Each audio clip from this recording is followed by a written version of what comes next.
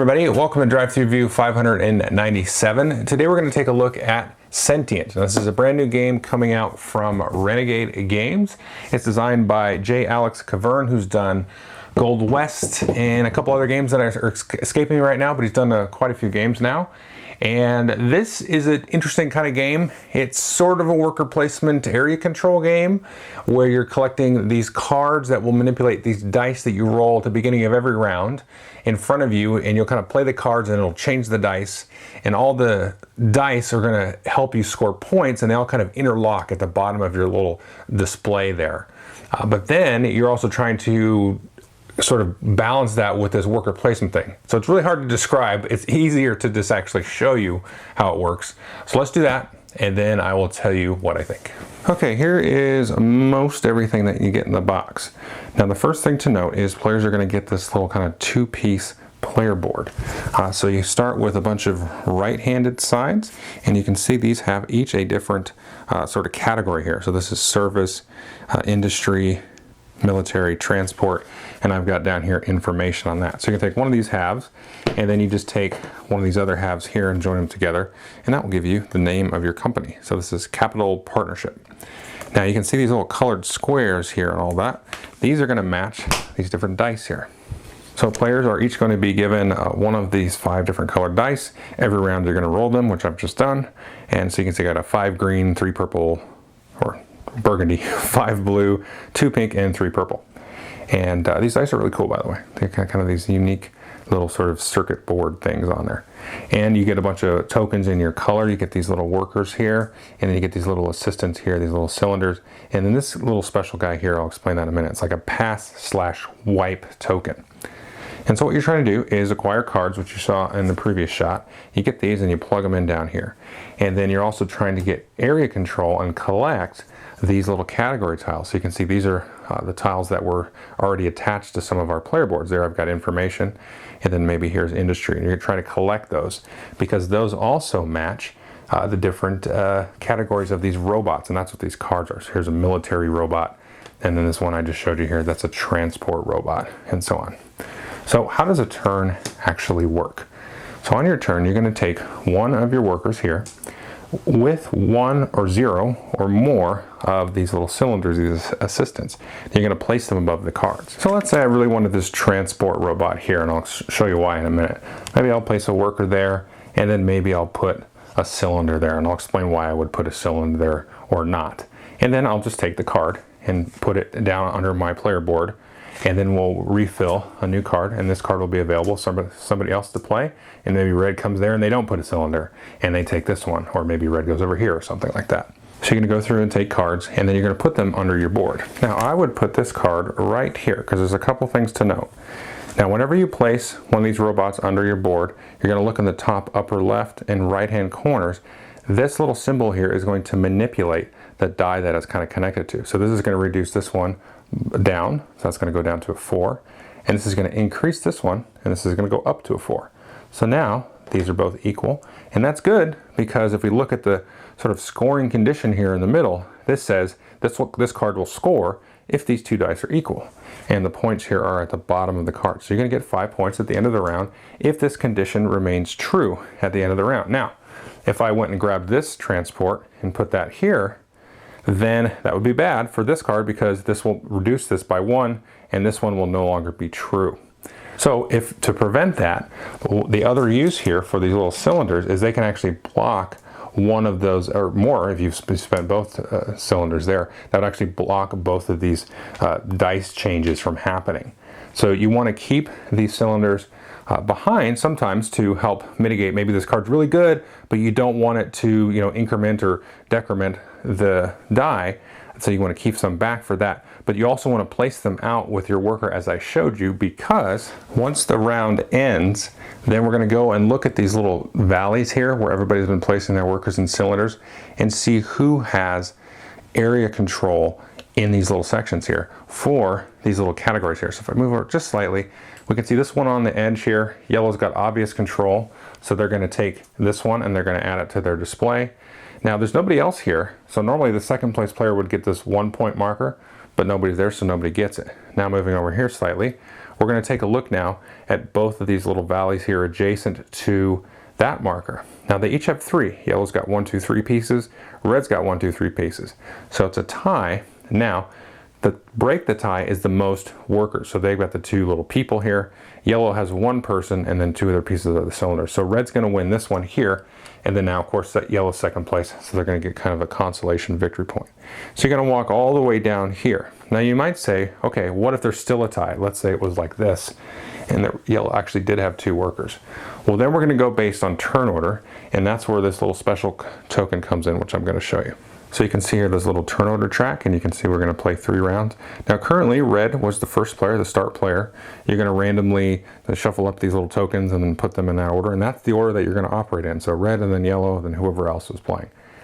And then if there's a tie, like I said, as a complete tie, then whoever is currently, for the current round, we're in round 1, at the top of that is going to then get and break the tie.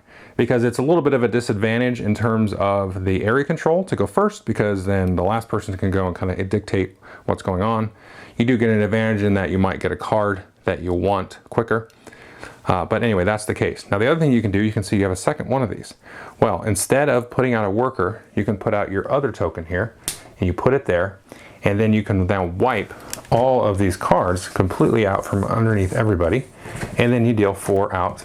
And usually we found people are thanking you for doing that, because sometimes you get some kind of tricky cards here. And let's just take the opportunity here to look at some of these different cards here. So like this one here will score if the left number plus the right number minus 6, you're going to get that many points. So that's a little bit trickier.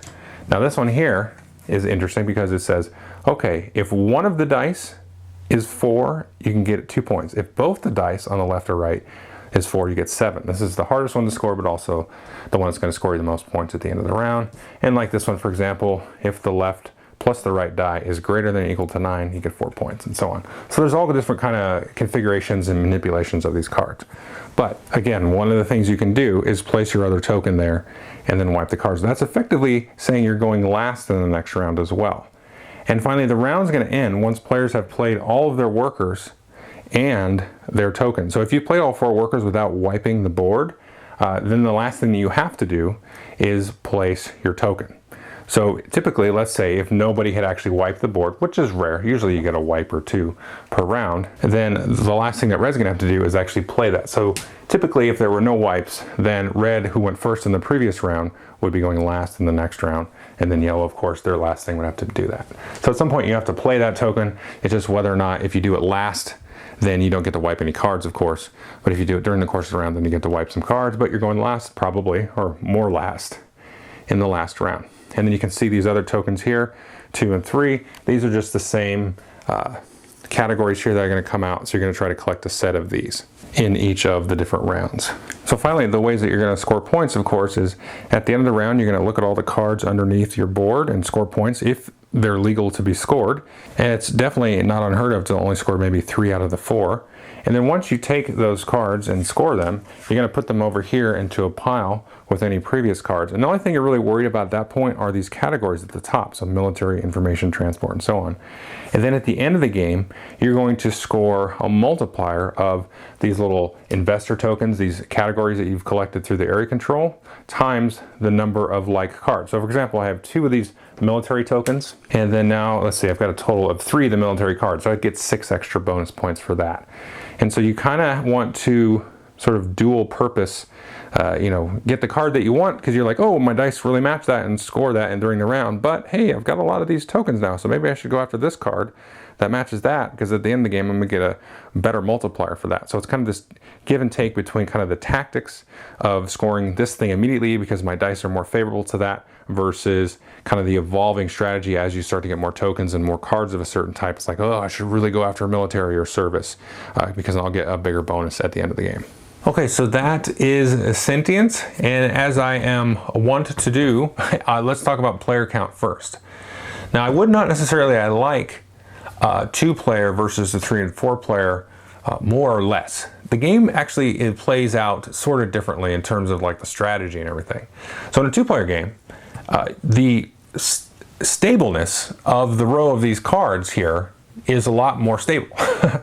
So you don't have a lot of turnover. 3-4 player game, you take your card and you're like, oh, maybe I could plan to get this other card next to it, and then the dice will change. I can change it this way, and then the next card will change it, and then boom, I've got like a bunch of points.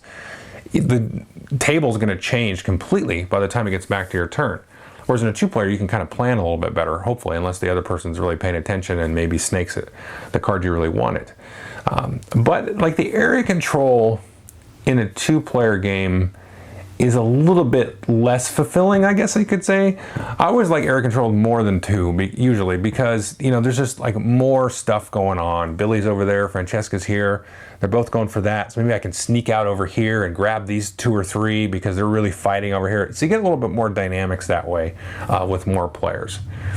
But again, the volatility of all those cards and the whole kind of tactical round-to-round scoring, it's a little bit more difficult. I wouldn't say I don't like it. I still like it because you still be like, oh, I got to deal with it. Do I use my pass token to go and wipe everything out?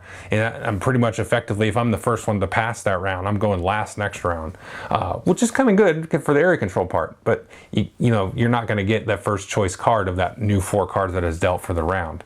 So there's just a little back and forth. So I say it kind of feels different, 2 versus 3 and 4.